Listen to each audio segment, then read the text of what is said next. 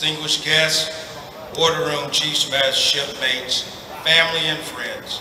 I am Force Master Chief Hubin Phillips, and it is my honor and privilege to be the Master of Ceremonies for today's celebration of a phenomenal leader and a special friend and mentor to us all. Would everyone please rise for the arrival of the official party and remain standing for the presentation of colors, the national anthem, and the invocation.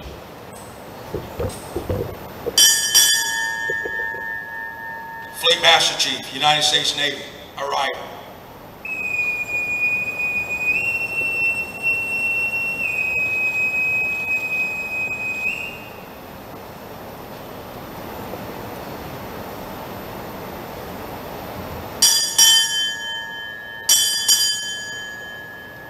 Harry S. Truman, arrival.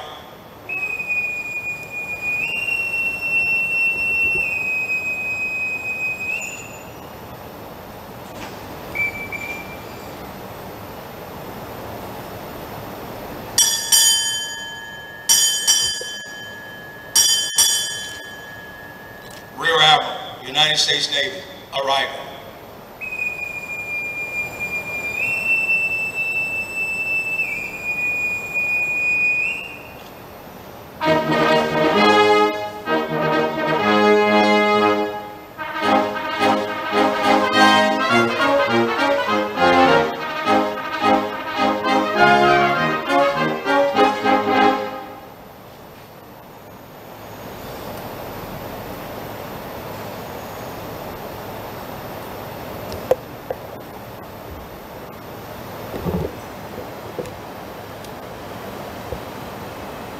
Color Guard, parade the colors.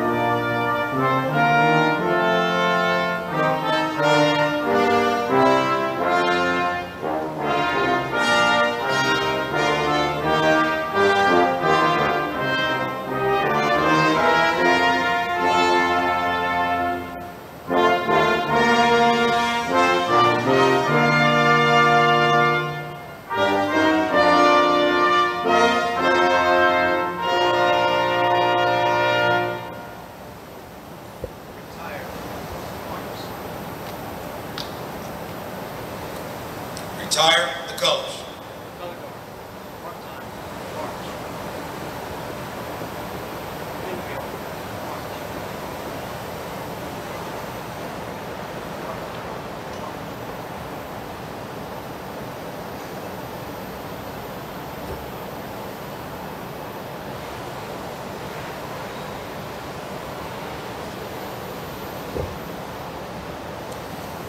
Command Master Chief Anthony Saunders will now deliver the invocation.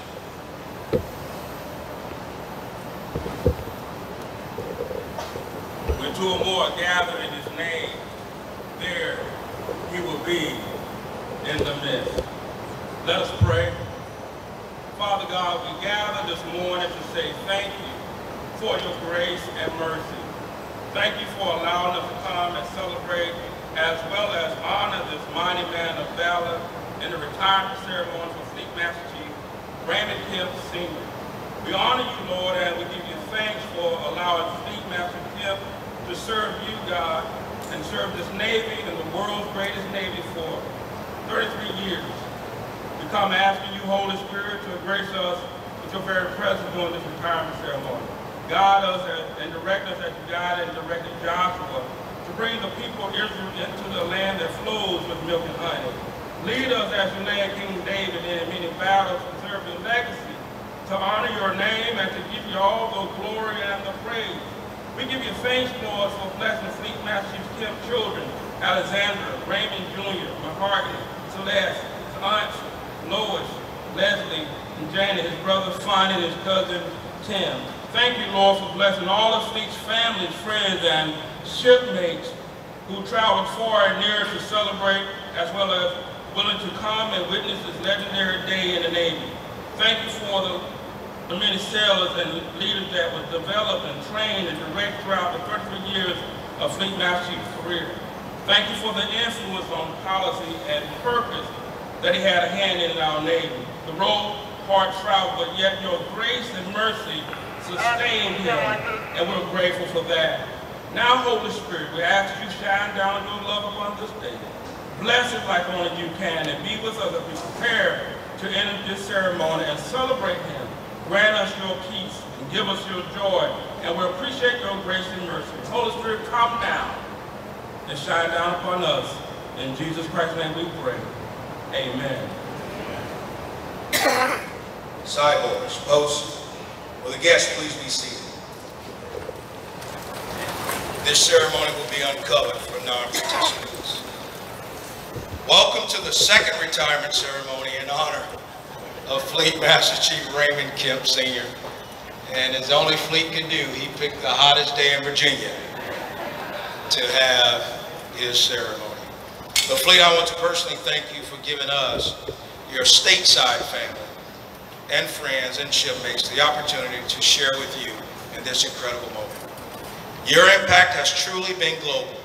The ceremonies, customs, and traditions of today's Navy draw their origin from ancient customs and laws of the sea, which began in historic times by seafaring men. The retirement ceremony you will witness today is not prescribed by United States Navy regulations, but rather is a product of the rich heritage of naval tradition. The strength of today's Navy stems in large measure from the observance of customs and traditions, each founded on the need, each contributing its share to stability and combat effectiveness with smooth transfer of authority and accountability.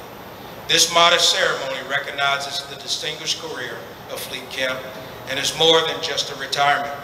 It reflects the dedication of free men and women serving our nation proudly.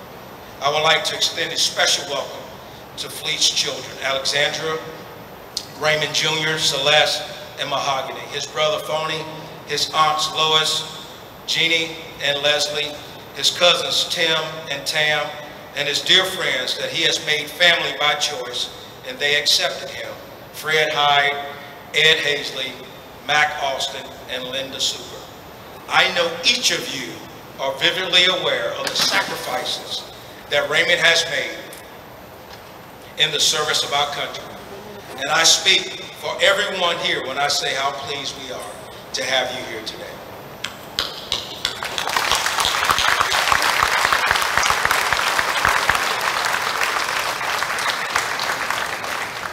We are gathered this morning to witness the final stage in a very full and productive 33 military year career. We also are gathered to say thank you to a good shipmate. Thanks for your many contributions, which in their own way have made our Navy a stronger and more capable force in our ever-ending fight for peace in this troubled world. Thanks for your many dedicated hours and personal initiatives that have helped to make our Navy the proud professional organization it is today. Thanks for being the type of leader that has ensured that the next generation of leaders and sailors are ready to meet the challenges of tomorrow. Thanks for being the motivator of all motivators. Thanks for inspiring others beyond their own expectations. Thanks for being a truth teller in a sea of lies. Thanks for individualizing your leadership for the right sailor at the right time. Thanks for being an engaged mentor and an active, aggressive advocate. And lastly, thanks for instilling in all of us, if it is to be, then it is up to me. So our gathering today gives us the opportunity to wish you well in every success as you look forward to new challenges and rewards. Ladies and gentlemen, Fleet Master Chief Raymond Kemp, Sr., United States Navy.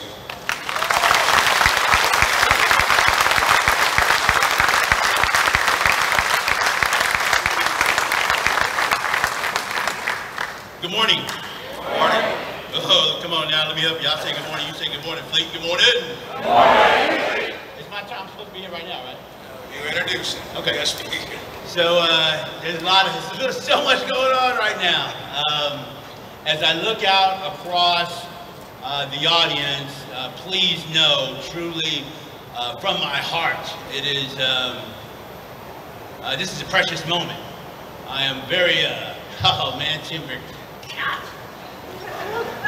I am very pleased to see everyone who is here, and I appreciate you taking time out of your busy schedule. I especially appreciate our guest speaker, Admiral John Fuller, Big John Fool, as we used to call him when he wasn't around, his presence as our guest speaker. And I'm sure as you take a look at your bulletin, as if we was at church, take a look at the program, and you'll see a lot of information in there about him, and it's all true.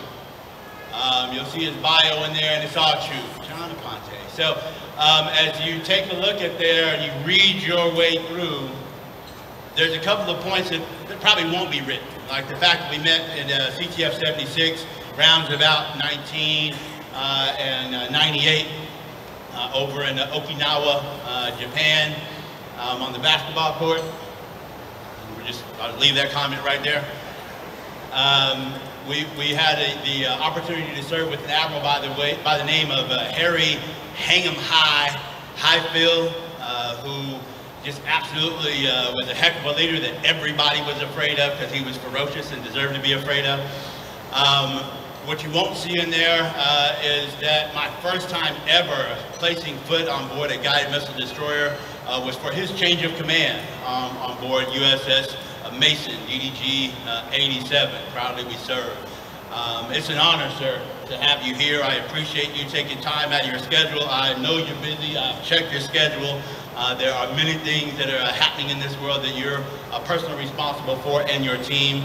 I thank you for being here and sharing this time with us, and we appreciate your comments as you prepare. Thank you.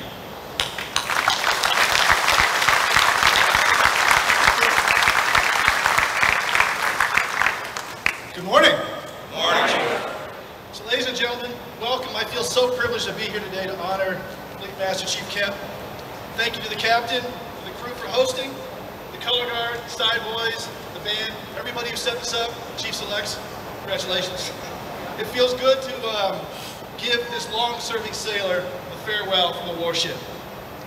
I also wanted to welcome our distinguished guests, mostly Master Chief's family, friends. We call today, but his wife Kim couldn't be here. And Celeste Mahogany, I bid you greetings also. Alexandria, Ray Jr., his aunts Lois, Jean, and Leslie, his brother Fonnie, for Alfonso I learned today, his cousins Tam, and his close family friends Fred, Ed, Mac, and Linda. Each of you played a vital role in shaping this man, and we thank you for sharing him with us in the Navy, for molding him into the leader he is today. So today is a day of transition for our Navy. Happens every summer, we're used to that. But in addition to Master Chief Kemp retiring today, Admiral Jesse Wilson is retiring and Admiral Pops Batchel is retiring. And it's a fact of life, but if you think about what happens, today alone, between these three people, we're losing over 100 years of service and experience. It's something we prepare for, but it's just kind of one you take that into consideration. So for those people who have had their hand on the tiller for so long, it's hard to take their hands off it. But I know guys like this are comfortable because he spent his time, his effort, his energy, preparing his shipmates to pick up the standard and be the next sailor up when he's no longer in uniform. While we say none of us are indispensable, we are highly valued, but nobody is indispensable. So as part of the process for getting ready, I was brought up to do something very simple. It's when you don't know something, when you need someone to help you answer one of life's mysteries, you say, ask the chief. So Master Chief, where'd the 33 years go? What happened? You walked in the door in 1986 with bright eyes and high expectations. Your accomplishments and impacts have made sailors impact throughout the years. And you made us extremely proud, but how in the world did it go so fast?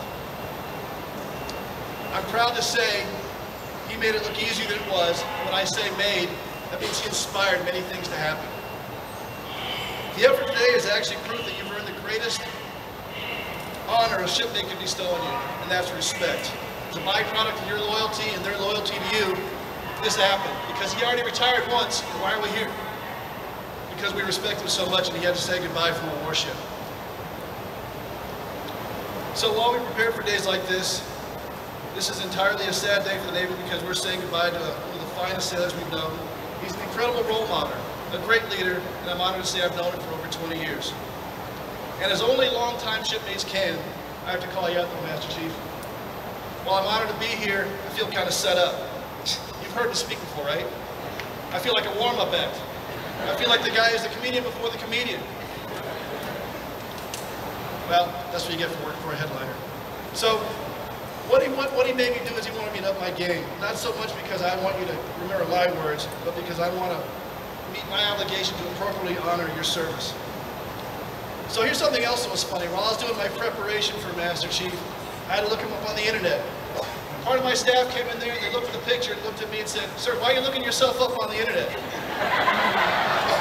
I didn't realize that my staff called him out as a good-looking man here.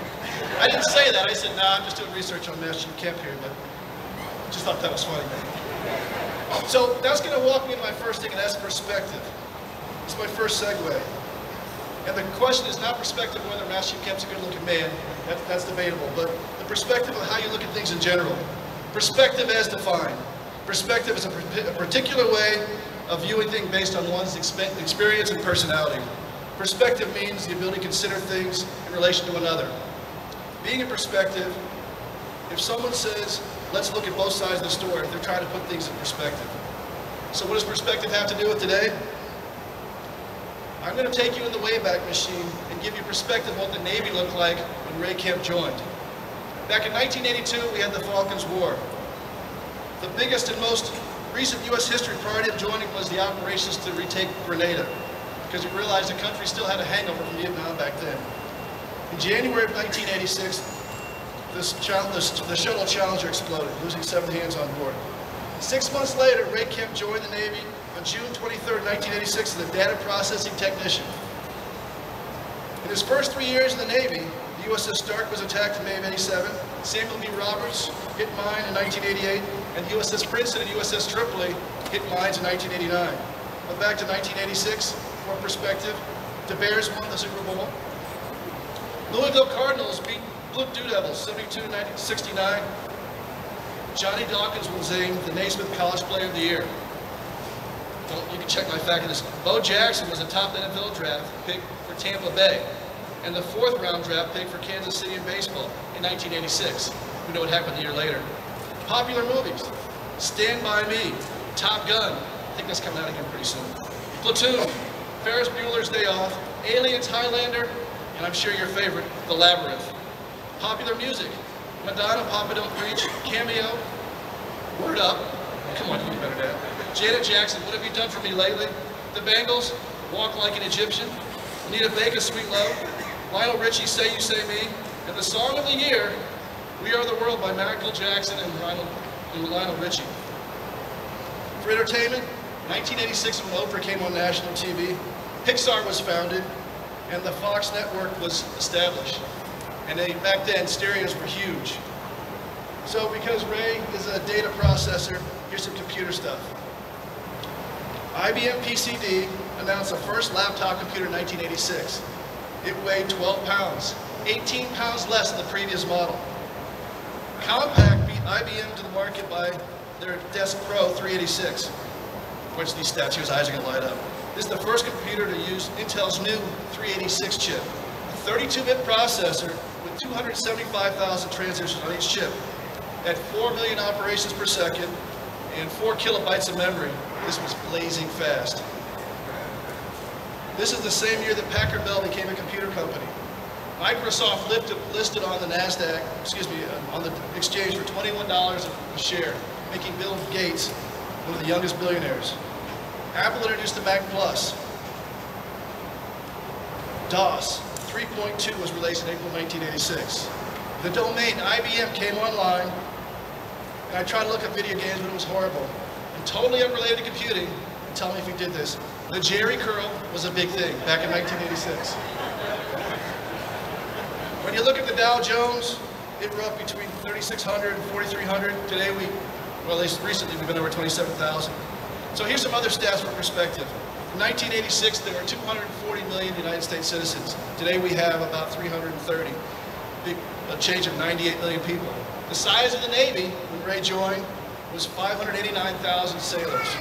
Today, we have 334, so 255,000 less sailors. And the Chiefs Mess, where there was 500,000 enlisted, today we have 275,000. For reference, the Chiefs Mess is 1.25% of the force. Right now, there's approximately 30,000 chiefs. In the fleet, there are 16 Force Master Chiefs and 5 fleets. In 1986, the Navy was 2% of the population. Today, we're about 1% of the population. And of that percentage, of that 1%, the Chiefs are 1%. All this to say, there is fewer of us serving the world today. The population is growing, and the responsibility for our sailors has grown. The mission that Ray supported has also grown. So here's perspective considered. As he said, I met Ray in 1998. If you do simple math, 98 minus 86, for perspective, Ray was a 12-year-old. Now, I was an 11-year-old, maybe a 15-year-old if you count whether my academy time counts, but in terms of experience, I met that man when he was a 12-year-old. Now think about this. He's 33 years old today, but when I met him, he's a very confident 12-year-old. And I suspect, have you ever called him on the phone? Does he say Kemp now? I bet he said it back then too. Just, what do you call him? Kemp. But think about this. No, he likes Fleet now, sir. Just Fleet. Nah, he says Kemp when he No, he says Fleet. He must have seen my number. He made us say Fleet. Good morning, Fleet. But it's a single word. That's confidence. But my point is, when you look at the responsibility we give a 12-year-old versus the responsibility 12 years of service gives you, there's a huge change in responsibility. And again, as we talk about CTF 76, magnificent sailor. And for perspective, his boss, not me, was an 11-year-old. So Ray Kemp earned his acres in 2000. So I call him a 14-year-old, became a chief. And he became a Master Chief, or at least selected for the Master Chief program when he was 23 years old. So 33 minus 14, he is 19 years a chief.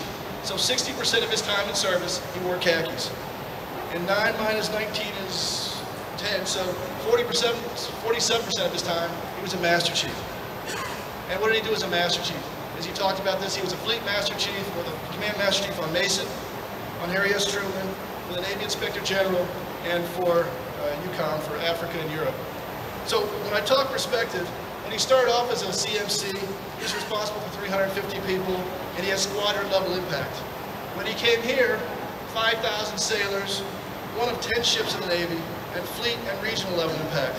He didn't have time for 1 and 2 stars, went straight to 3 stars. For the IG of the Navy, he had full Navy perspective, and his last job, when you think of the things he was responsible for, 2 continents, 2 combat commanders, nearly half the world, and he had global responsibilities as a 33-year-old. Very impressive. So here's my impression of all that. More now than ever, I get why youth is for the young. I truly admire confident youth because I was one. I woke up confident each day, and I knew I was the most experienced I'd ever been. And each and every day, I knew that I knew more than I knew the day before. But I did not appreciate how much difference there was between having confidence and having experience on my perspective in life, until I had more experience. There's a difference between confidence and experience. And I suspect you won't really appreciate that until you get experience and grow a little older.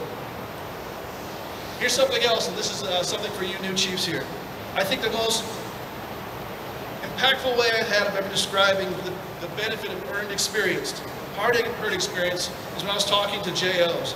And I explained why having a well-grounded, exceptionally professional Chiefs Mess is one of the secrets of their success and also the Navy's success. Especially when you look at guys like Ray Kemp here, you know how he's enabled the force to develop and grow over 33 years with the absolutely mind-blowing and dizzying array of changes we've had to overcome.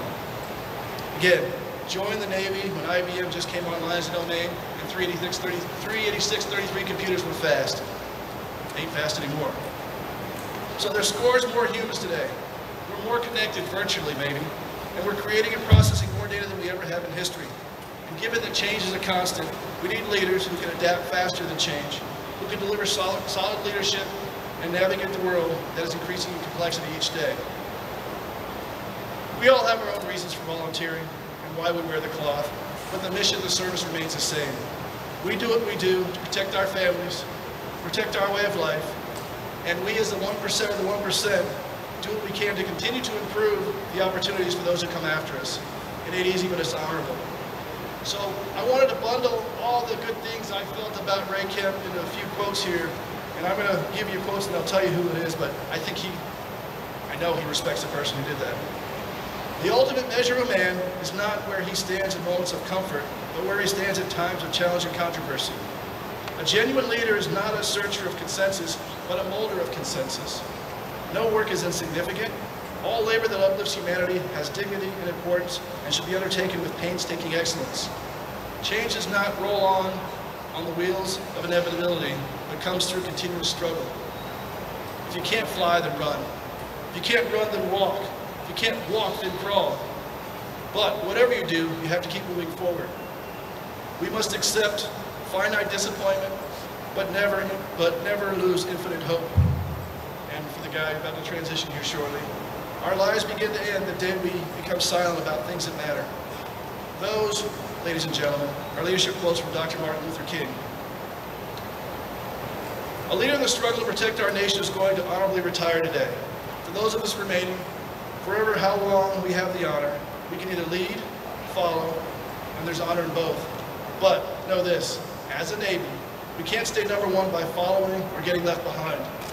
To those who inspired, to those who Master Chief Kemp inspired, I say, seize the opportunities as they present themselves. Well, I hope that Ray Kemp's influence took away that by choosing to serve. I hope you understand that your obligation to lead is always, and you always have to make a positive difference, even when nobody is watching. Ray Kemp saw the world change from analog to digital, from Walkman to cloud-based media, from where we kept photos in our wallets and took Polaroids to wallet-sized photos in phone libraries. He prepared a generation of sailors to take that awkward conversation where they will be laughed at for the styles that just killed, for the old school music that spoke to them back in 2019 by people who are not alive today. That is our hope, that is our dream, that is our expectation. Ray, you joined the Navy because you want to serve your country. You leave behind a tremendous legacy, not just accomplishments, of which there are many, but you leave behind a strategic cadre of warriors that you molded, forged, programmed, influenced, and even built. You successfully led and mentored them and fostered many relationships that will support this team long after you transition today. The goals you set and achieved are impressive and improve this organization well in the future. So you'll be sorely missed, but never forgotten. On behalf of the thousands and thousands of sailors who you've influenced and with whom you've served, it is my honor to say thank you. Fair winds and following seas. Thank you again for 33 years of service to the United States Navy, our federal government, and to a grateful nation. May God continue to smile upon you as you walk this path of glory. Thank you all.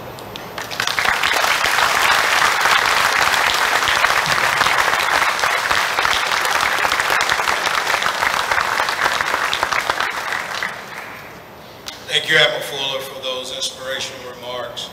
In recognition of his leadership throughout Europe and Africa, Fleet Kemp was presented the Legion of Merit by Admiral Fogo for his end-of-tour retirement award. Ladies and gentlemen, Rear Admiral Fuller will now present Fleet Kemp with the retirement letter.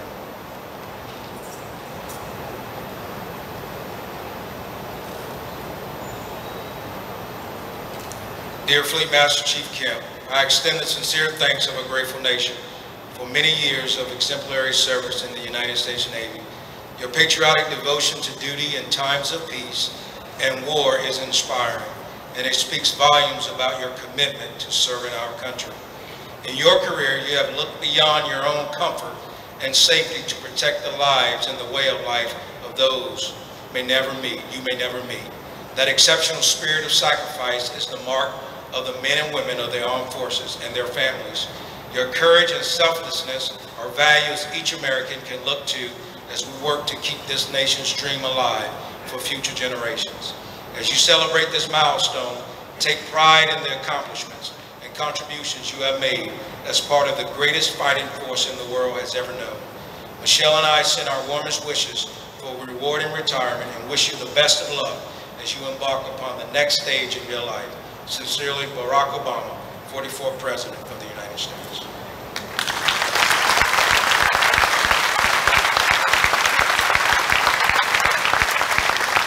The fleet also received retirement letters from President Donald Trump, former President George W. Bush, and former President Bill Clinton. Ushers, please escort fleet's children, Alexandra, Raymond Jr., Celeste, and Mahogany, to the front of the stage.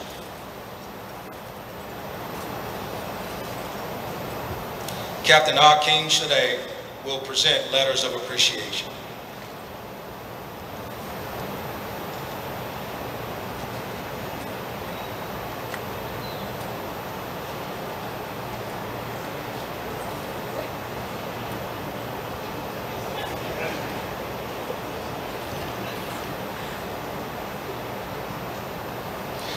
Certificate of appreciation from the United States to all who shall see these presents. Greetings. To Alexandra, Raymond Jr., Mahogany, and Celeste, today after completing 33 years of active naval service, your father has ended an honorable and faithful service to his country, and his efforts are sincerely appreciated. Such a rich and rewarding career reflects a strong commitment to the principles of freedom and democracy, and the belief that they must be upheld at any cost. That type of commitment is not possible without the full support of family. Although you may have never had to carry out a military order or deploy into hostile waters, your loyalty and steadfast support of Raymond's career can rightly be viewed as service to our country. That loyalty and dedication were significant sources of strength for him during many arduous duties and exemplified the highest traditions of patriotism. On behalf of the Department of the Navy, I extend to you a sincere thanks and express our appreciation for a job well done. Given this 9th day of August, 2019, signed, John V. Fuller, Rear Admiral, United States Navy.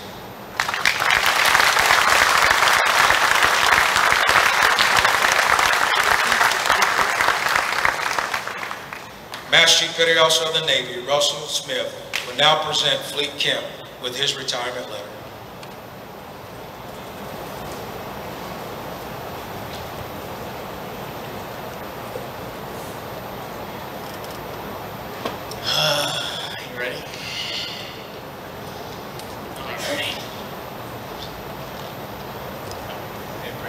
So I'm going to read it before I walk up there and hand it to you. Try not to cry.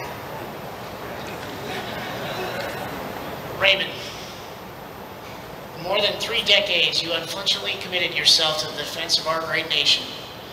This great nation we honor and revere is not perfect, but you are perfect in your resolve to stand in the breach between its enemies and our citizens who yearn to breathe free. It is my great honor and privilege as a shipmate and friend of 26 years to congratulate you on this extremely memorable day. Recognizing your extraordinary achievement in rising to become one of the top 5 enlisted sailors in a Navy of over 325,000. This milestone, almost inconceivable to the new recruit who's arriving today at Great Lakes and may one day follow in your footsteps, was made possible both by your sheer force of will and determination and through the love and support of Kim and your extended family. In our Navy, we say officers run the Navy.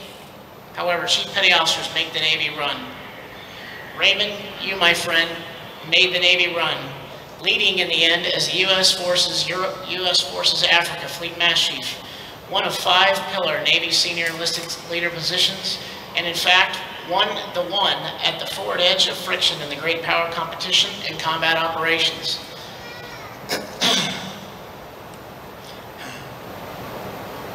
Throughout your career, you led the way on cultivating talent, nurturing leadership abilities, and promoting opportunities for all sailors, thus ensuring our Navy maintained its edge as the greatest Navy in the world. Your final tour of duty was a fitting finale to your career of tireless advocacy, leaving the results of your handiwork in the kinetic fleet, American naval power on display and on call, always ready and always on target to maintain free and open use of the seas for ships of all nations. As we render honors and bid farewell to a Navy family going ashore, remember always that your active duty family is here continuing the watch that you stood. We do this with confidence because you helped us see the why. We don't ask why because we saw how selflessly you did it. We stand the watch and ensure that your 3 decades of selflessness, of sacrifices, of time, of rest, of opportunities with your family and your loved ones will not have been in vain. There are no words that can truly capture the thanks of a grateful nation. But know that the love and respect that we will carry in our hearts is a testimony to the life and the leadership that you lived while walking the deck plates amongst us. I wish you and all your family the best. Shipmates for life.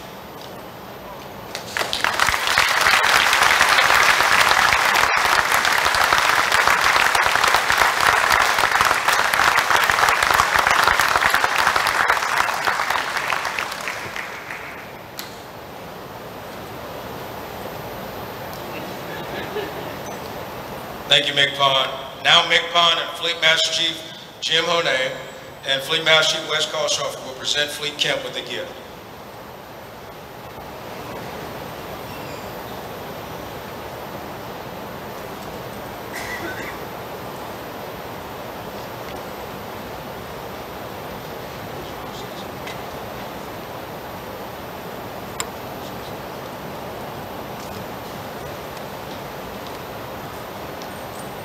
Raymond, this small presentation on behalf of the Fleet Master Chiefs, really on behalf of the entire Navy Chiefs Mess, pales in comparison to what you've done for us and what you've done for your Navy. It is absolutely only the smallest possible token. Know how we feel about you, know how you've inspired, mentored, trained, guided, led. And you do, as McPond said, have a special place in all of our hearts. And this is the least that we can do. But being here, having you invited us to be here is where the real magic is. Thank you.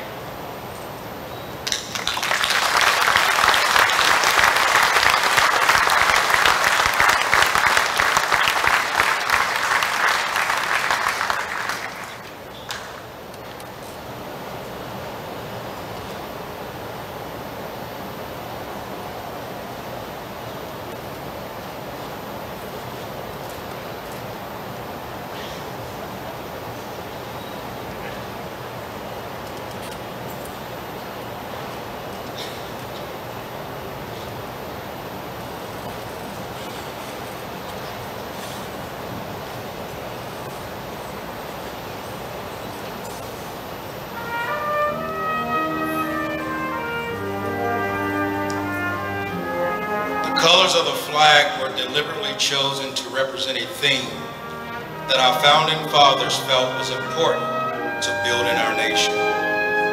Red stands for courage, hardness, and bloodshed. Courage because our country is based on the courage of separating from what we once knew. Courage of starting over. Courage of fighting for our freedom. Hardness because our founding fathers believed that our country will outlast the land that we came from. And finally, bloodshed, to honor all those who lost their life for the freedom of our country. White stands for the purity and vigilance. Purity because our country is independent and is not corrupted by any other country. Vigilance because our country needs to be alert and careful in the choices we make. Blue stands for justice and perseverance. Justice because it is the basis for our country, and perseverance because although our nation is young, we will stand strong against all opposition. The first fold.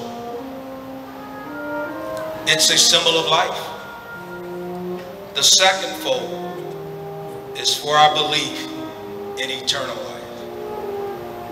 The third fold is made in honor and remembrance of the veteran departing rank, who gave a portion of his or her life for the defense of our country to attain peace throughout the world. The fourfold stands for our weaker nature as American citizens trusting in God. It's to him we turn to in times of peace as well as war for his divine guidance. The fifth fold is a tribute to America. In the words of Stephen Decatur, our country in dealing with other countries, may she always be right, but it is still our country, right or wrong. The sixth fold is where our heart lies. It is with our flag that we pledge allegiance to the flag and the republic for which it stands. The sevenfold is a tribute to our armed forces, for it is the armed forces that protect our country and flag against enemies, whether they become domestic or foreign. The eightfold is a tribute to one who entered into the valley of the shadow of death, that we might see the light of day, and to honor our mother, from whom it flies on Mother's Day. The ninefold is a tribute to womanhood, for it is through their faith, love, loyalty, and devotion that the character of the men and women who we have made this country great and have been molded. The tenfold is a tribute to fathers, for he has given his sons and daughters for the defense of our country since he or she was first born. The 11th fold, in the eyes of Hebrew citizens, represents the lower portion of the seal of King David and King Solomon, and glorifies in their eyes the God of Abraham, Isaac, and Jacob. The 12th fold in the eyes of Christian citizens represent an emblem of eternity and glorifies in their eyes God the Father, the Son, and the Holy Spirit. The flag is completely folded, which some consider the 13th fold. The stars are uppermost, reminding us of our national motto, in God we trust.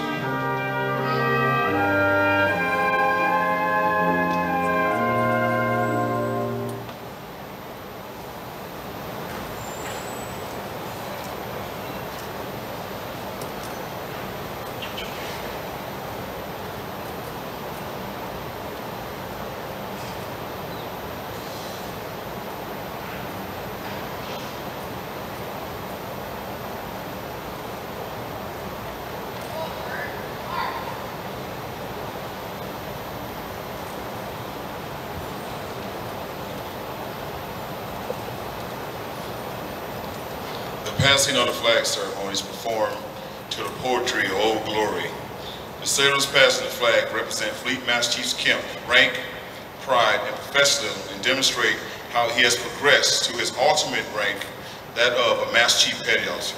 Less than 1% of all enlisted personnel attain the rank of Master Chief Petty Officer.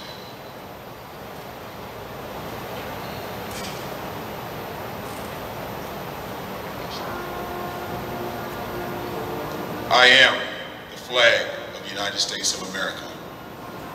My name is Old Glory. I fly atop the world's tallest buildings. I stand watch in America's Hall of Justice. I fly majestically over the great institutions of learning. I stand guard with the greatest military power in the world. Look up and see me. I stand for peace, honor, truth, and justice. I stand for freedom. I am confident, I am arrogant, I am proud. When I'm flown with my fellow banners, my head is a little higher. My colors a little truer. I bow to no one. I am recognized all over the world. I am worshiped. I am saluted. I am respected. I am revered, I am loved, and I am feared. I have fought in every battle of every war for more than 200 years. Gettysburg, Shiloh, Appomattox, San Juan Hill, the trenches of France, the Aragon Forest, Anzio, Rome, the beaches of Normandy, Guam, Okinawa, Tarawa, Korea, Vietnam, the Persian Gulf, and a score of places long forgotten by all except by those who were there with me. I was there. I led my sailors and Marines. I followed them. I watched over them.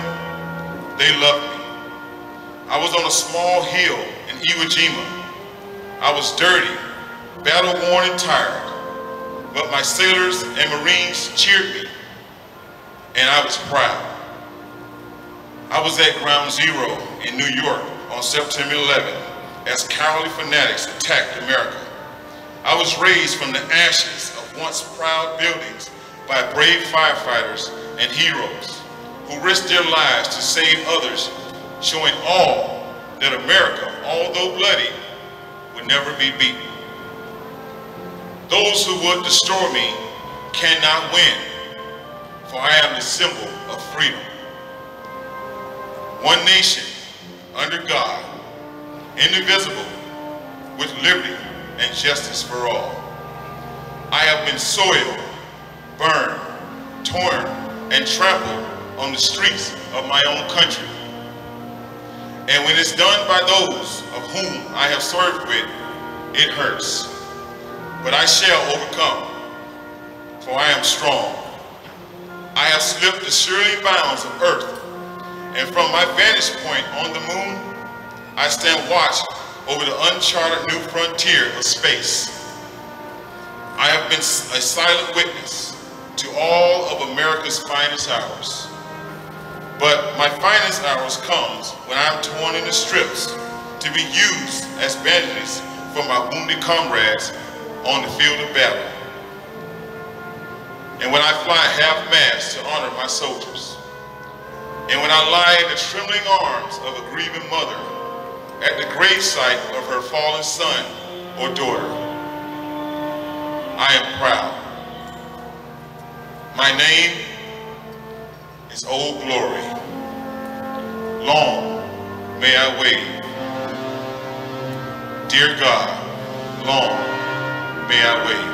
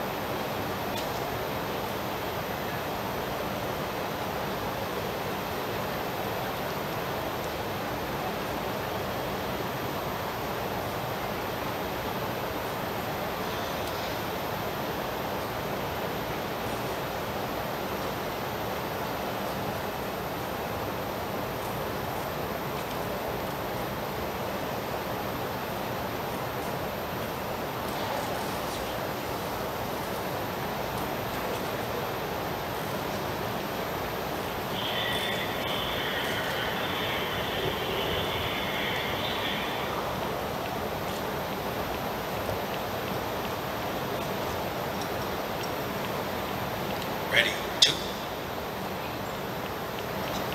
Color detail. Step out. And salute.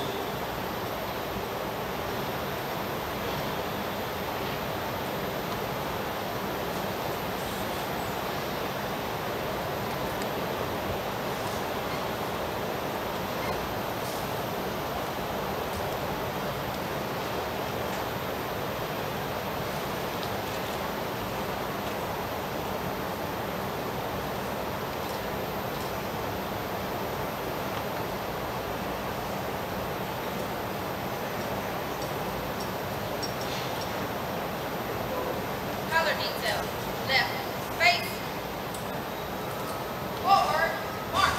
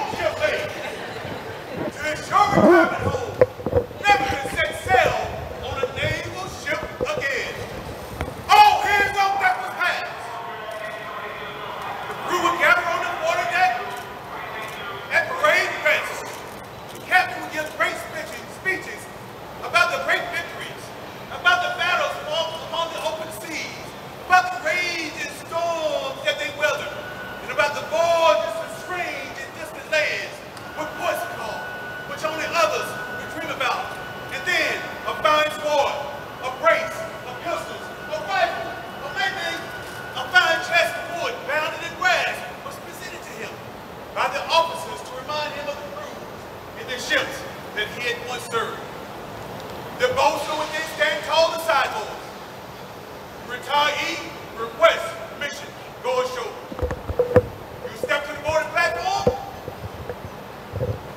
as the sponsor, Lord, away. But ladies and gentlemen, as that jolly boat going away, the gun will fire salute from the ship's main battery. Boom! As the retiree, setting the stern sheets, board ashore for the last time. But as our legend reminds us, in the late 1700s, the U.S. Navy set sail with new ideals, new goals, and a new desire to build a tradition through the test of time. But you got to remember, the U.S. Navy always led the way when it came to honoring their crew. In the 1800s, we saw the enlisted men. Yes, we here retired ceremonies for the enlisted. The captain would allow that jolly boat to take that enlisted retirement. But after the Civil War, we saw commanding officers of ships hold retirement ceremonies for the enlisted crew for the first time to show them that the U.S. Navy, so-called, recognized their contribution. But today, our Navy has come to give back, most of those public circumstances, the honors and traditions, back to history. Time does not give us the freedom to do things from the past. But we still must come here today to stop our lending, to lay our squarely, to drop anchor, to honor one of our shipmates, to honor the years that he has served, to honor the leadership, the friendship, the mentorship that he has so freely given these past 33 years. I'm here to say Fleet Master Chief Raymond Kemp. Are you ready to relieve of your watch? Ready to relieve. Bosun! Stand by to pipe the side. While some of us ladies got bumps at night, Fleet Master Chief Raymond Kemp. Yes, our shipmate. He stood the watch. While some of us went to school back in the day to learn our trade, Fleet Master Chief Kemp, yes, our shipmate, he stood the watch. And it's to his children. Before you was even born into this world, your father, our shipmate, he stood the watch. As we looked up some clouds on the horizon of history, in places like Afghanistan, Iraq, even as those cow fanatics attacked our country, September 11, 2001, he still stood the watch. But oftentimes he would cast his eyes ashore, seeing his family sitting there, standing there on the piers, knowing that they needed his hand through the hard times. Ray knew that he could not be there because he had to watch, ladies and gentlemen. To his family, be proud of him. Be proud of this great America. He stood the watch.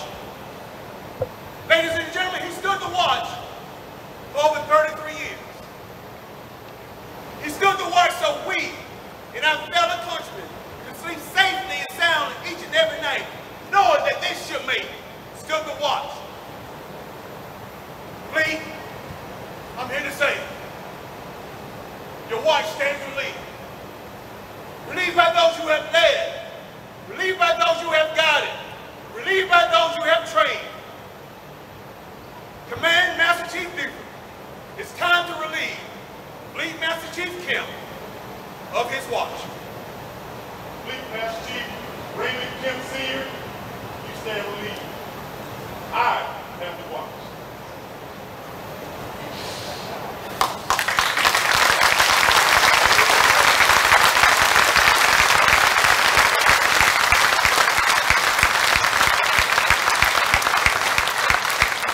The entitled Chief Petty Officer carries with it responsibilities and privileges no other armed forces in the world grants its enlisted personnel. These responsibilities and privileges exist because for over 126 years, chiefs have routinely sought out greater challenges and assumed more responsibility. Fleet Master Chief Kemp has proudly served as a Navy Chief Petty Officer for 19 of his 33-year Navy career with honor, courage, and commitment. Will all Chief Petty Officers, past and present, please stand and cover for the reading of the Chief Petty Officer's retirement. Command Master Chief Joe Scarborough will now read the Chief Petty Officer's retirement.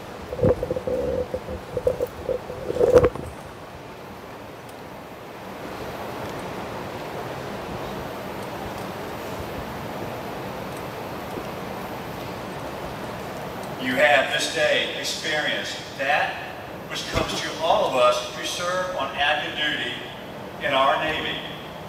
I say our Navy because your departure from active duty in no way terminates your relationship, regard, or obligation to the United States Navy and your fellow Chief Petty Officers.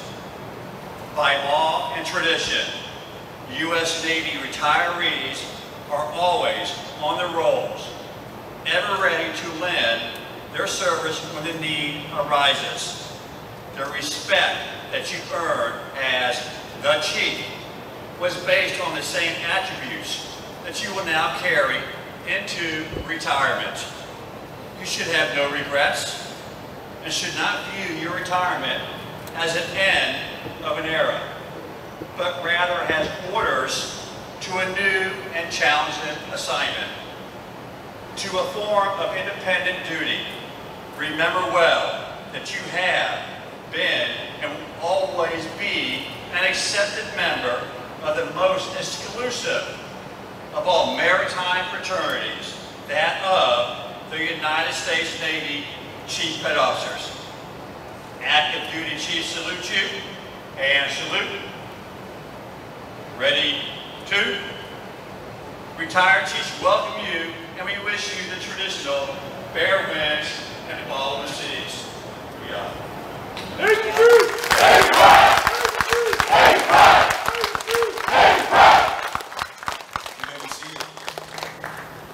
you. Ladies and gentlemen, it gives me great pleasure to finally present to you Fleet Master Chief Raymond Kemp, Sr.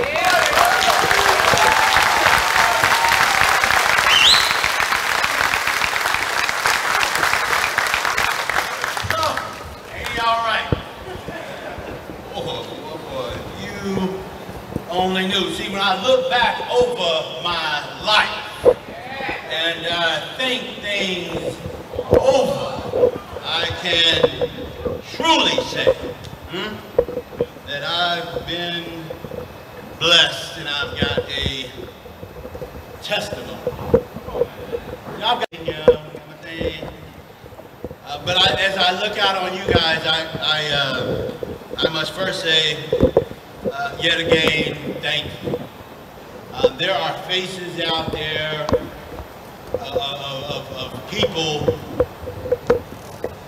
that have done more for me in my life in a time of struggle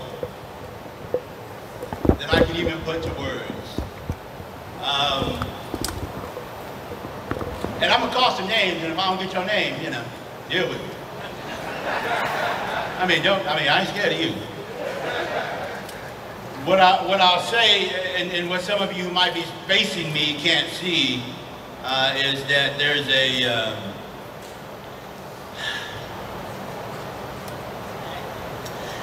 chair in the middle, and it's got a ribbon on it. What you can't see is there's a flower there, and there's an inscription.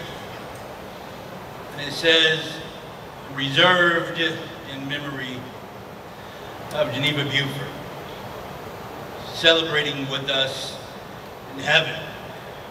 It's my mom. I just wasn't expecting that. Not like that. See, my mom was the most ferocious person I ever met in my life. She had a measure of fierceness that stimulated a measure of reverence similar to fear just by her look alone. Never in my life did I see her cry until the day I left, joining the Navy. It was a big deal, as indicated by her tears. And so to be here and her presence invoked just in the seat brings another measure of emotion to this emotional event. It's my intention to get to these notes because those of you who I've served with personally or perhaps been to an event that I spoke at realize that I'd like to share everything, though everything may not necessarily be prudent, Pastor. So I'll be conscious of that. Before I do press on, I will say, Admiral, again, I am very appreciative, Captain, to the crew of Harry S. Truman. I am very appreciative of you allowing us this time for this ceremony, because oftentimes we have given ceremony back to the sea. Admiral Fuller talked earlier about Admiral Highfield and Captain Heimer, Captain Jones, and those folks who served with us. But let me just tell you that this career for me has been really hard. You think about the fact that I joined in 1986, not just because you know, the price of gas and bread is different than it is right now, but the people were very different too. So the people who had 20 years in the Navy at that time joined in 66. So think about what the culture was like then. When they came up, they were still around. Still treating me a bit differently than I'm being treated today, which makes today a very special day. Dee Allen, it's a pleasure to see you here, the most senior female, the ranking female in our Navy, happens to be in our midst. Please, if you have the opportunity, congratulate her for her service as well. But as I look out there and I see faces, and I'm not going to get every name, but those of you from Kearsarge, man, proud, trustworthy, and bold Joe Schnurbush, who read the creed just now. I've been imitating you, Joe, since probably about 3 weeks of getting used to you. Probably more than any other individual, my intention was to be commanding in my presence, and I got that from you. Now, I had other CMCs, of course, and I got other things from them, but that from you, you commanded a presence on board that ship that was magical.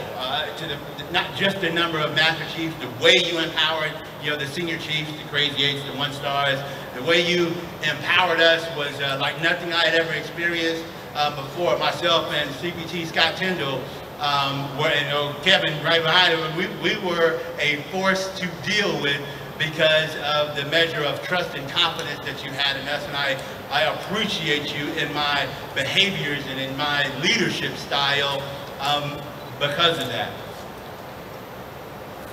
When I think of the hard times of wearing this uniform, I think also about those of you who are still in the fight and still going hard. The headlight, Horace Young back there. Oh man, if you were hanging around us long enough, pretty much everybody got a nickname. We call Horace the headlight because he was the headlight. We run in formation on board this ship. We usually had 30 and more chief selects. Our rule was that you had to have at least 75 genuine chiefs, 75 chiefs, CB 75, had to have 75 of us to start PT. People would be driving up to the field in their NWUs just to make sure we had the numbers so we could get started. But we always had enough in uniform to get started. And when we took off running, you would hear some cadence like you probably hadn't heard, you know, in a while. There is a measure of soulfulness thanks to Tony Thomas and his creativity. Every now and then I have the opportunity to say, I gotta lead somebody. Every now and then, can't nobody hold quarters like me. Every now and then, because of you, we had a measure of rhythm. See, there is a fellowship in the suffering. I said there's a fellowship in the suffering. For those of you who have done something hard, you know what I mean. If you were an athlete and you went to practice and you practiced hard and long before the season started, there was a bonding that occurred. For those of us who are in the Navy and you go out on deployment, there's a bonding that happens within the crew that just doesn't happen ashore. And when the selectees, when I say Navy Chief, you say Navy Pride. Navy Chief? And so you selectees, as you are making your way through this, there is an intentional hardness that is being brought into your entire life and reality to bond you together so that you realize that gold anchor with silver USS superimposed on it should mean something to you. But as I look out on these faces, nicknames earned, Brenda. Once again, I appreciate you just making miracles happen. You know, my brother came into town from Oklahoma.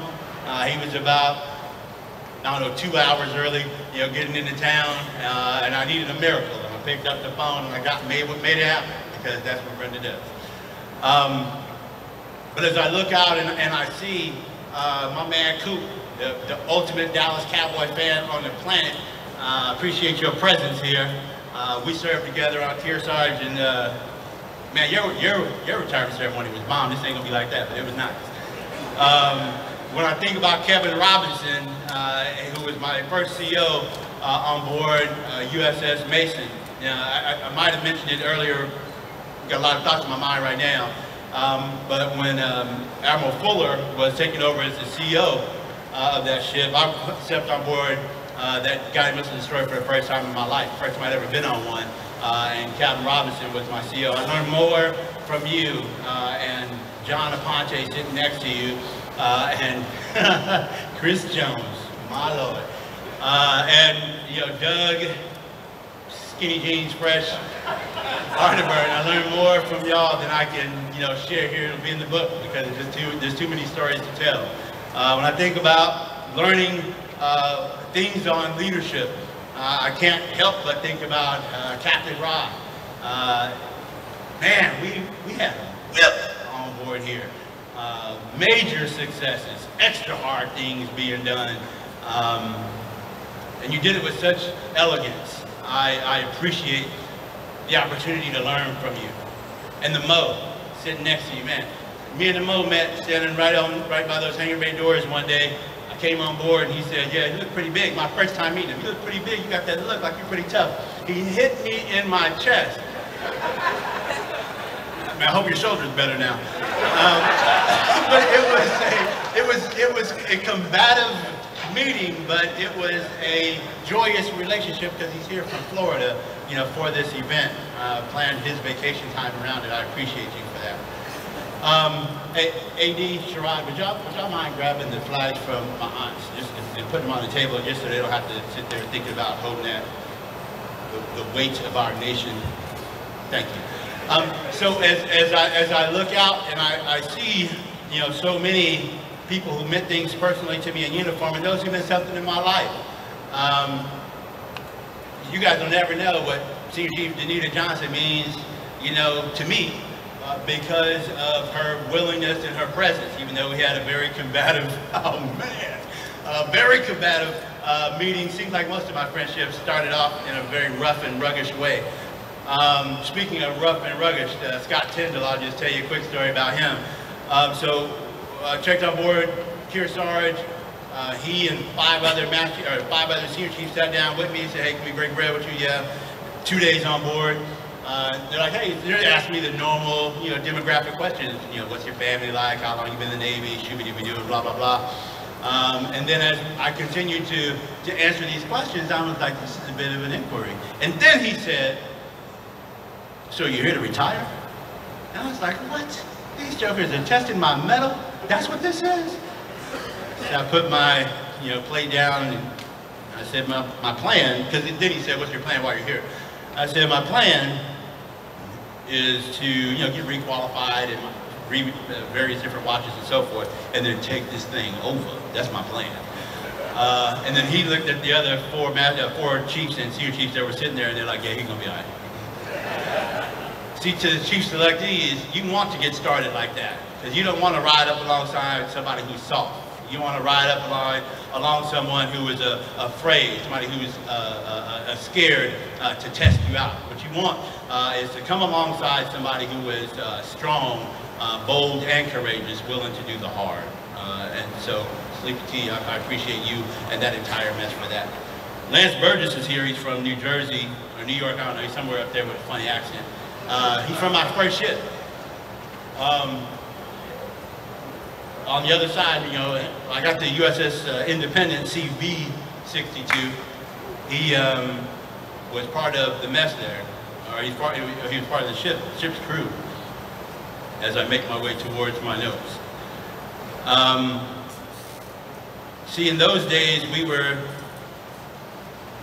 again, treated very differently. I was standing over in Hangar Bay 1 on that ship, SK2, you guys would call him LS2, McCoy told me, he said, Kemp, do you see all those people out there? Recruit Kemp, you hear me? You see all those people out there? Yes, petty officer.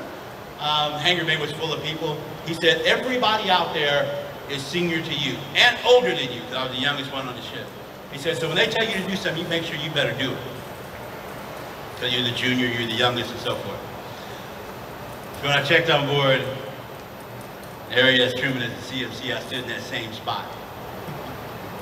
And I thought, man, things are a little different now. Things have changed. Matter of fact, yesterday I went over and I stood in that same spot. And I thought to myself, things are a little different. Things have absolutely changed. Fred Hyde, I just absolutely don't have words enough for what you have meant to my life. Alexandria doesn't even know the story of when my family care plan didn't work out right and I was in extremis because the people who I thought would take care of her when she was staying with me by myself, thank you, Linda, for allowing that to happen, it fell apart. He was my chief, by the way. Well, me and McPine's chief. Imagine that. You got a fleet master chief and the McPine, you know, in your division. That says something about his leadership, but I'm not going to talk about that right now. That'll be in the book. But what happened, Alexandria, is that I didn't have. He was probably quite different then, though. I didn't have anybody take care of you, you know. And my chief said, "Don't worry about that. Just bring them to my house. Bring them to my house, and you stay with them for, you know, classified measure of time, being taken care of." I mean, your mom's here, so I can't tell the whole story. But I'll tell you that there has certainly been some overcoming in this journey and in this adventure. When I say overcoming, you set your mind on this time frame, and it's certainly been difficult. And so, therefore, by overcoming, I'm talking about the physical abuse and the verbal abuse and the adversity and the prejudice and the slander and the racial discrimination and the backbiting and the style stealing and the shade throwing and the side eyes and the misunderstandings and the misspeakings. There has been some overcoming. Some sellouts, had to deal with them. Some of them sitting right here, claiming they wasn't gonna come. But now you sit here looking back at me, under the sound of my voice. How about that? Strangely how I remember and hearing from my trusted agents, you were saying things like, he should have been doing more for the black community. What? Are you kidding me? I've been putting in work, just trying to survive and live and hoping that I could execute my daggone duties in such a way that would be worthy of being emulated. Walking out of my shoes, that's something you can't do.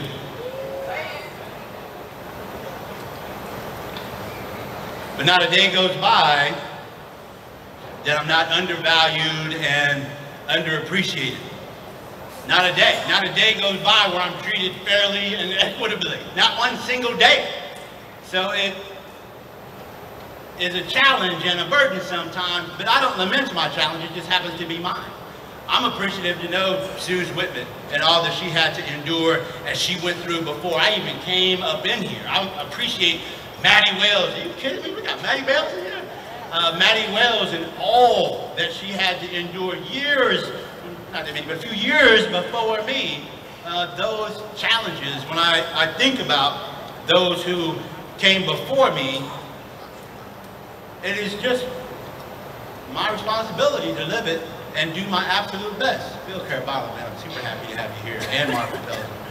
It is my responsibility because that's how I was brought up. You know, my Aunt Jeannie and Cookie, Lois, man, I'm super happy y'all are here. And I know it's on, and I know it's warm, but it's a big deal to me, you know, that you are present. My brother Fonnie, man, what an honor to have you here. Ed and Mac. Now, Ed and Mac are up in the front. Met them when I went to shore duty for the first time. And I just don't even, I know how to begin to talk about them two. The measure of patience as they were older than me that they had to have. You know, for an immature young dude with an unusual measure of confidence, probably not earned, I appreciate, you know, your patience with me. Humility is important. Say it with me, humility. Out of your mouth, say humility. Humility is important, and humiliation, by the way, to you genuine chiefs that are training those chief selects, humiliation doesn't necessarily breed humility, by the way. I said humiliation doesn't necessarily breed humility, by the way. And so the way you treat those selectees is important that you do it with dignity and respect. Help them earn it, Nick Pond, as you said very, very eloquently the other day. Selectees, you've got to earn it. Say it, earn it. You got to earn it every day, just like I do. But there's a measure that some people might say was humiliating the way you used to treat me. See, I ran track, I played football. I got to Washington, D.C. and wanted to figure out how to play basketball. Ed, who without question probably the best basketball player I've met in my life, played with personally left-handed, right-handed, shoot threes, shoot free throws with his eyes closed, all that type of stuff, was teaching me how to play. Now I could jump through the ceiling, that's just a fact. But when you said that you were going to spot me 9 points and we was going to 11 and you was playing with your left hand, some people might say, you know, that was humiliation. But he beat me like that for a few months till I, you know, figured out a couple things. The only rule for me is that I couldn't score within the paint. But that was no big deal because I could jump outside the paint and dunk and still score. I just couldn't do it against him. But I appreciate that measure of challenge because that's how I was built.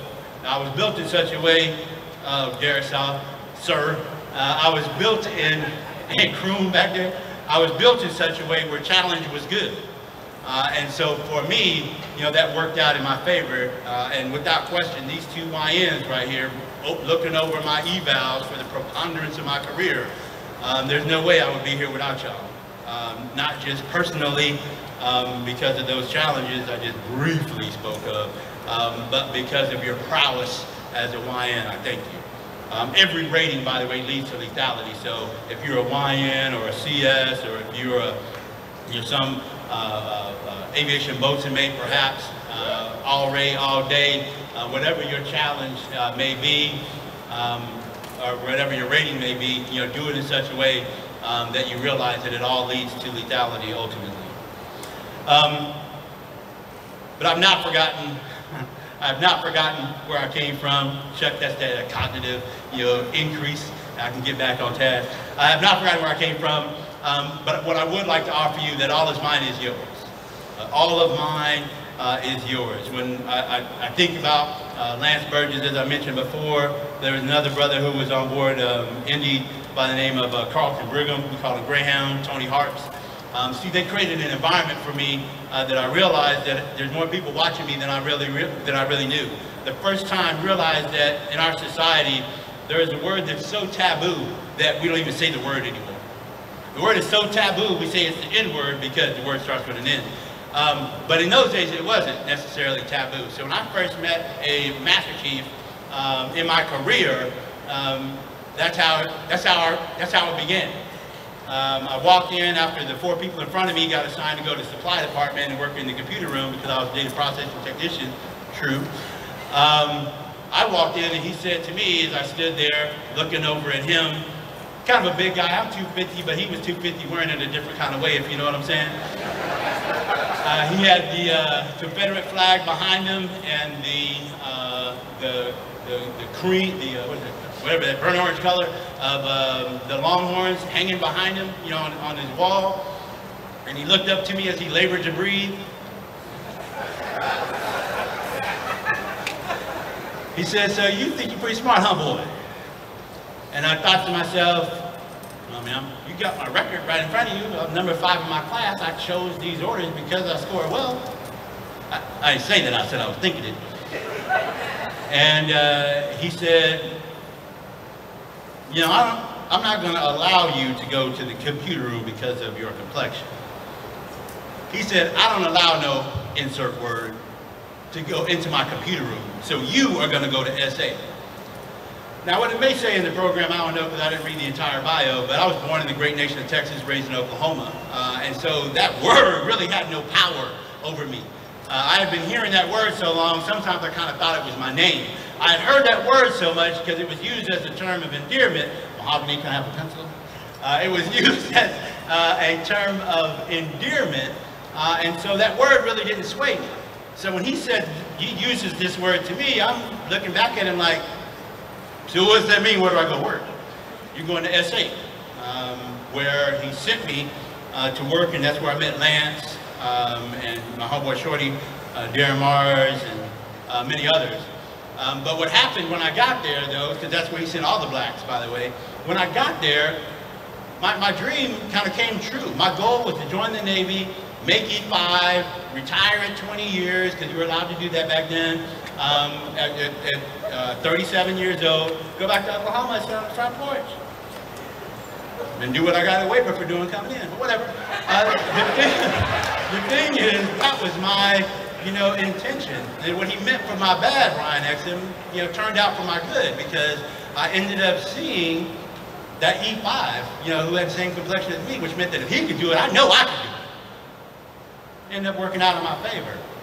See, the thing is that there's been some pretty serious changes. I'm just going to put this away.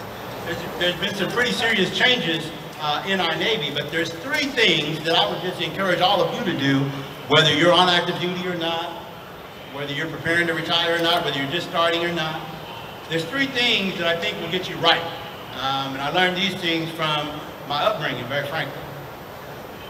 See, my grandmother was someone who could see life in someone, see beyond, their behavior, thankfully, beyond my behavior for sure.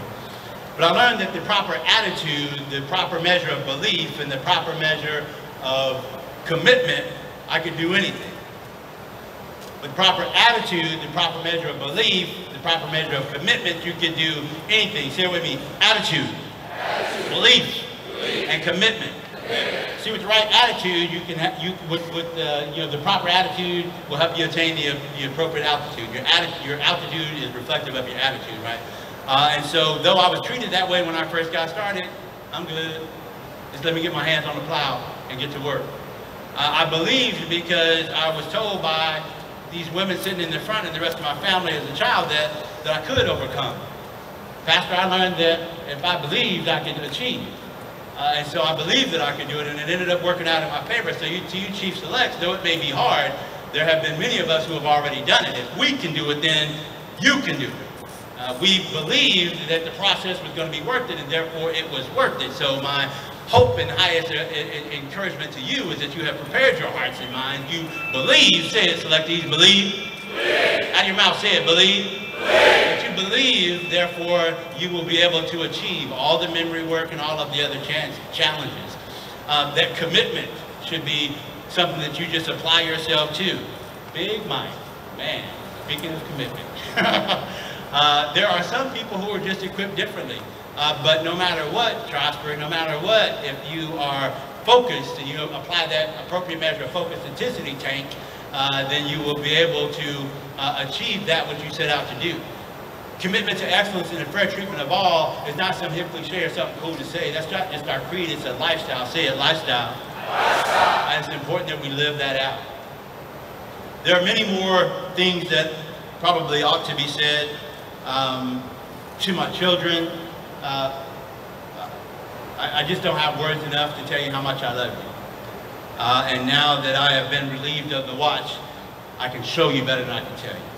And my hope for you is that you will have the forgiveness in your heart to let me do that. Let me show you what I'm worth. You already know, as some people here know, that I'm just going to walk it like I'm talking. You already know that's going to happen. And as I have made my way through this transition and taken my horse to an old town road, I'm going to ride volcano. As you all already know,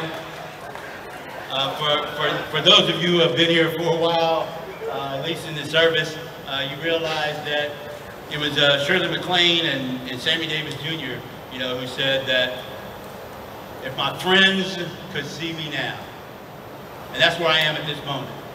Thomas Holloway, that's the dude that told me I made Master Chief.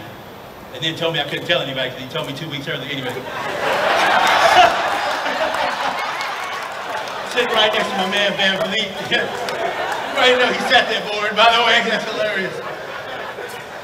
But what I realized is I make my way.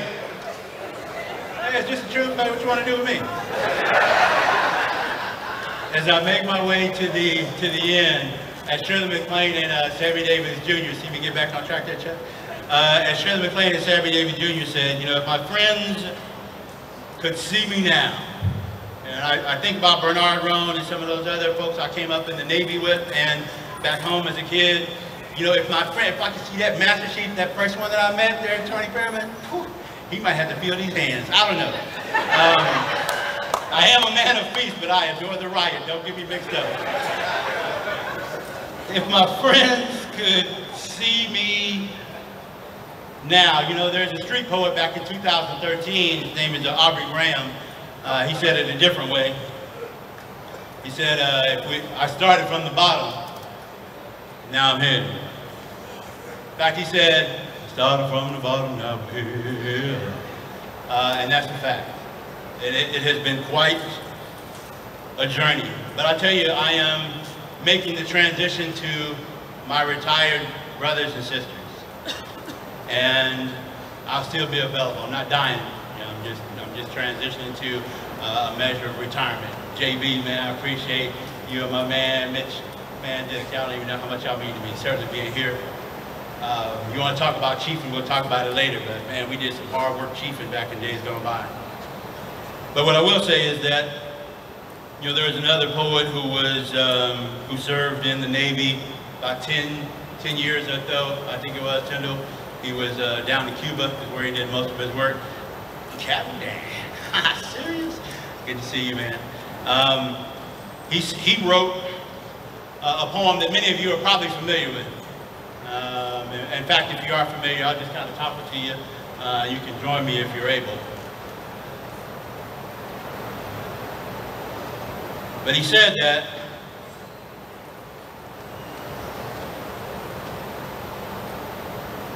hey Tim, come on in, man, just have a seat, there's plenty of room. He said, sometimes in our lives, we all have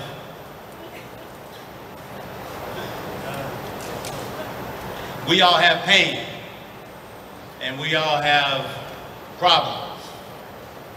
But if we are wise, we know that there is always tomorrow. And you can lean on me when you're not strong. Y'all know it. And I'll be your friend. And I'll help you carry on, for it won't be long till I'm gonna need somebody to lean on. So just call on me, and I'll be your friend. And I'll help you carry on in those troubled times. It's been my honor to serve here and serve with you. And it is my pleasure to be here with you as I depart from Hatter in your presence. Thank you.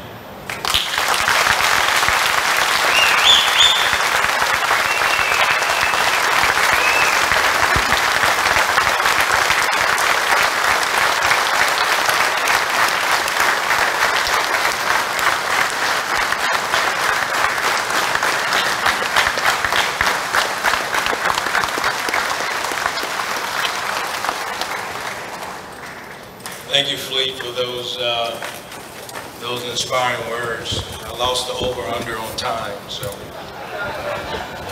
I guess I'm buying some drinks tonight. Bosun, stand by the pipe side. We have a shipmate going ashore. Piping the side is very brief. It consists of a Fleet Master Chief Kemp walking between two rows of side boys and saluting as the bosun pipe is sounded. Do not be misled by either its brevity or simplicity.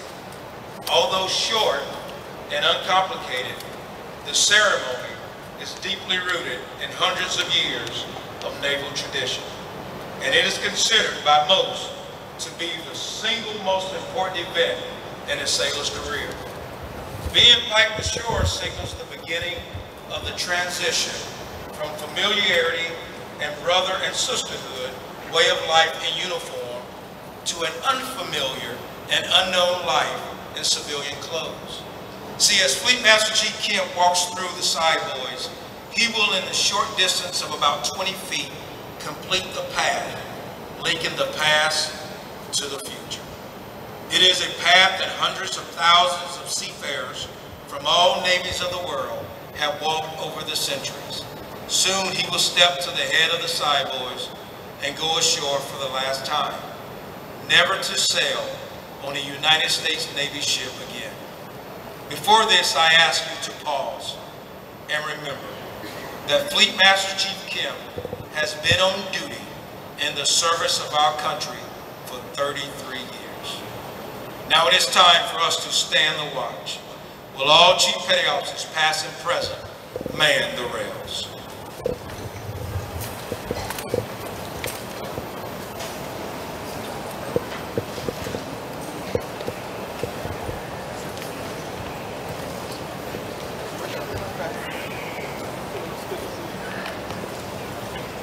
Chiefs, I need y'all to move like y'all got purpose.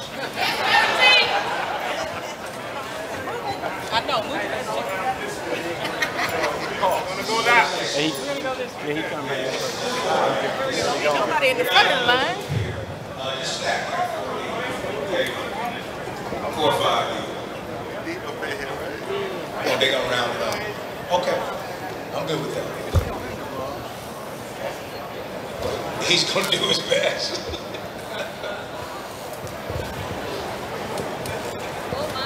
Will the guests please rise? Command Master Chief Saunders will deliver the benediction.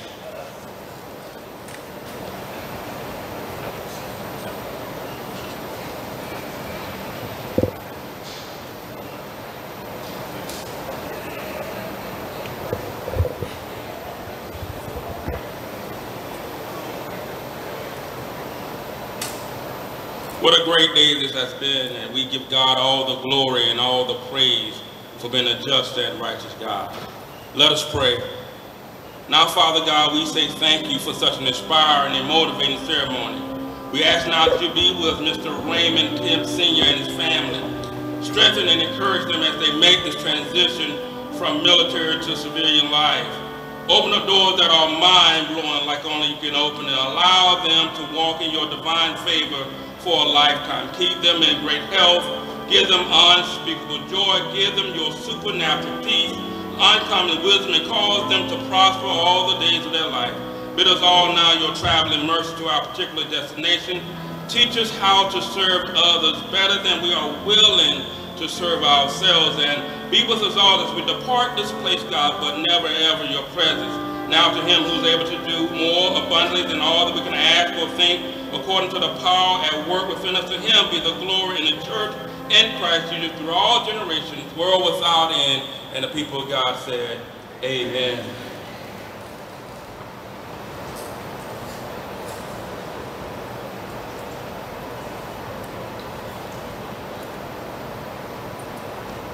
So Chiefs, Fleet is going to walk through the side boys when the piping stops, but he's going to continue to walk all the way through.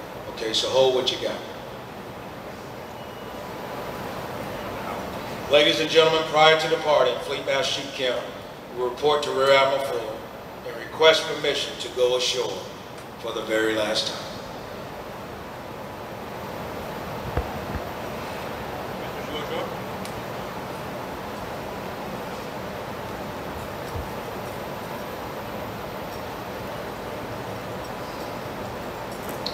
Time order, strike 2 bells. Fleet Master Chief, Surface Warfare, Aviation Warfare, Information Warfare, Raymond R. Kemp Sr., United States Navy, retired, departing.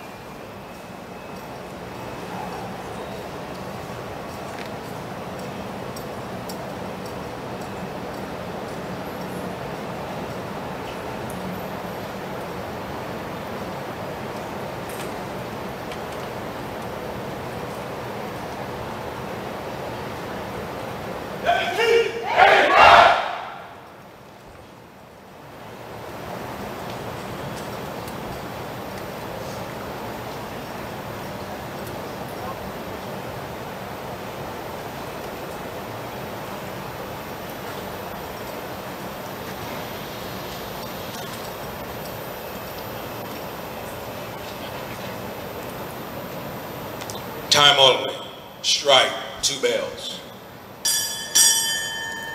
Fleet Master Chief, Surface Warfare, Aviation Warfare, Information Warfare, Raymond Kemp Sr., United States Navy, retired and family departed.